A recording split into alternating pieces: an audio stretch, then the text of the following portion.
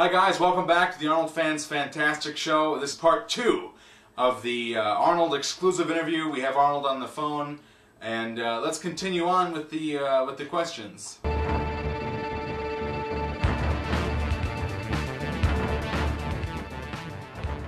When you were on the Howard Stern Show a few years ago, you had mentioned that you had plans to propose a bill to blow up the moon.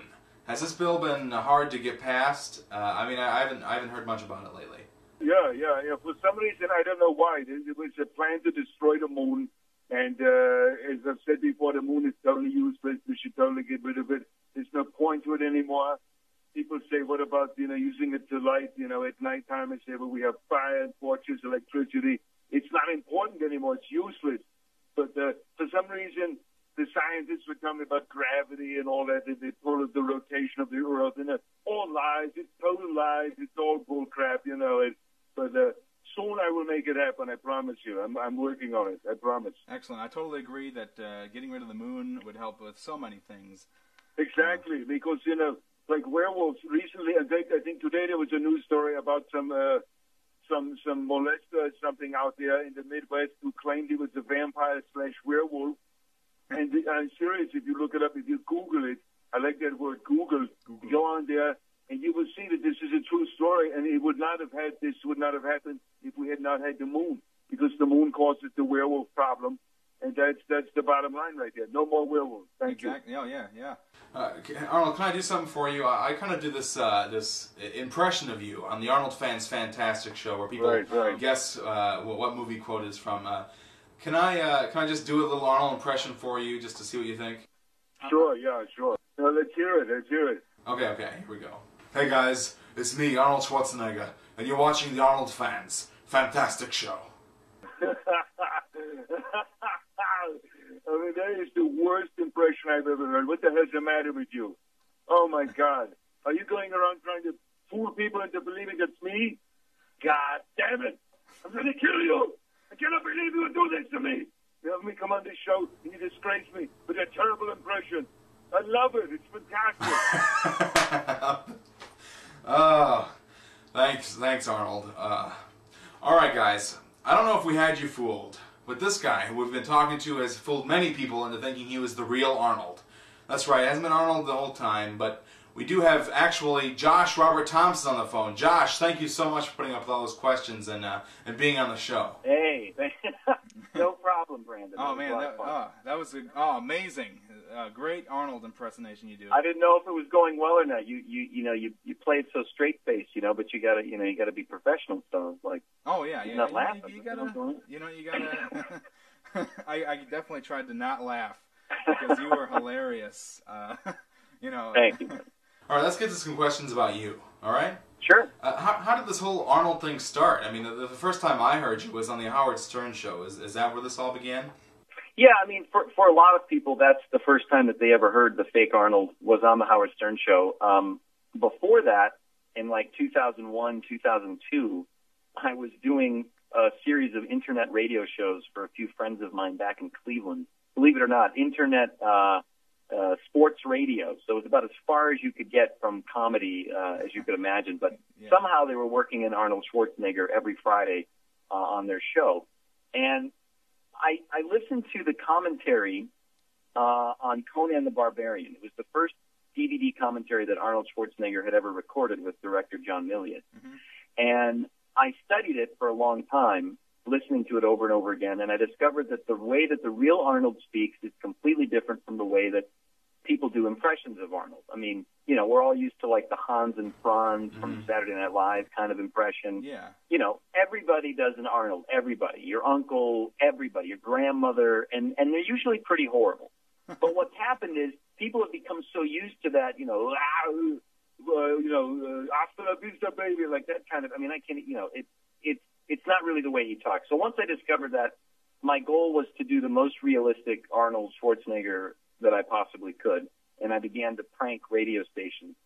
And I ended up pranking Fox News. They have a morning TV show called Fox and Friends, and this was during the recall election, and it was 2003, and they actually put me on the air and for 5 minutes interviewed me as who they thought Arnold Schwarzenegger. And that Howard Stern heard that phone call, and they got a hold of me and ended up flying me out there, and that's how the whole thing really began. I mean, it was a combination of luck and good timing, because the recall election came out of nowhere, and then, of course, Arnold won, and then that was sort of the beginning of things for me.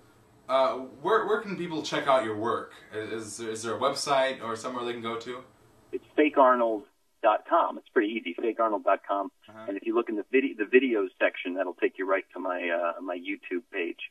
And it's got everything on there from Howard Stern to the Late Late Show, even my demo reels on there, and the stuff I did for A Bug's Life. They had a Bug's Life theme park ride at Disneyland last year, and I was the voice of Heimlich, which was an interesting thing. Yeah, the guy that played Heimlich, Joe Ranft, passed away a couple of years ago, and Joe was one of the main team members at Pixar who came up with a lot of the stories, along with his buddy John Lasseter, who runs the show over there at Pixar. Yeah. And when Joe passed away, they needed someone to be able to do the voice of Heimlich, and so I auditioned for it, and I was very honored that John Lasseter personally approved my audition, and then they sent a guy from Pixar down to Burbank to direct me, and that was probably the greatest achievement for me so far in voiceover, in the sense that I was very honored to work with people from that company, because I think that company, Pixar, is currently putting out some of the best crop of animated films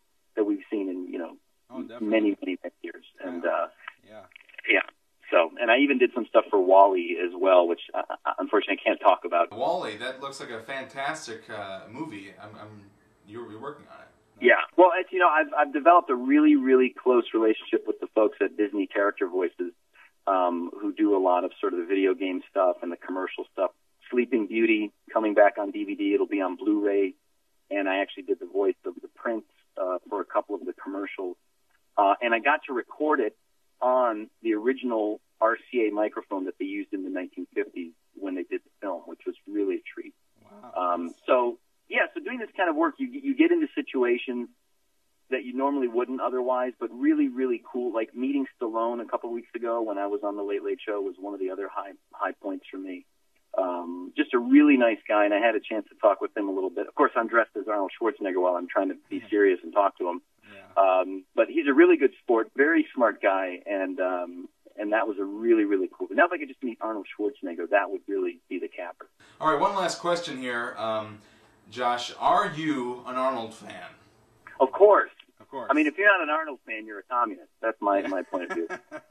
No, Arnold Schwarzenegger, I mean, honestly, for us, how old are you, Brandon? I'm 21.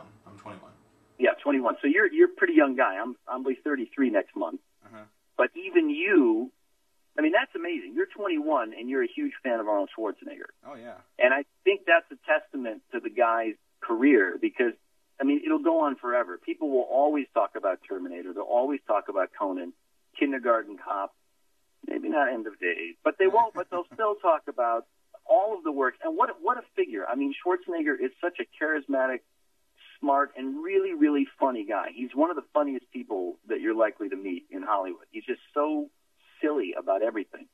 Yeah. And anything the guy does or wants to do, he'll do it. And I mean, what's not to admire about that? He's pretty amazing. And also he helps me pay my bills. So I got exactly. It. Yeah, that's the bottom line. All right. Well, that was fantastic. Anything else you'd like to add?